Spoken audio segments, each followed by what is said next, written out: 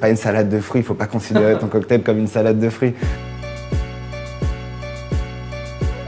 Ce qui va te prouver qu'une carte c'est bien ou pas, c'est déjà si les gens travaillent sur les saisons. Donc s'ils travaillent sur les saisons, ça veut dire que les jus sont maison, en général. En hiver, tu n'as plus de tomates, donc tu peux pas faire de Bloody Mary, il faut que tu trouves autre chose, voilà.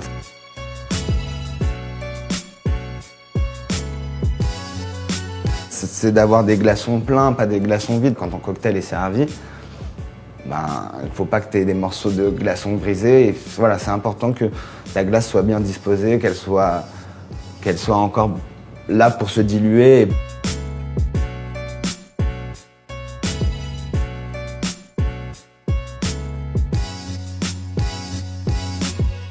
En général, oui.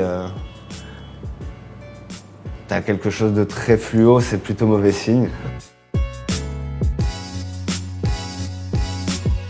En éduquant ton palais, en t'intéressant, en te posant des questions, une fois que tu as goûté du bon whisky, tu peux plus revenir sur du mauvais whisky.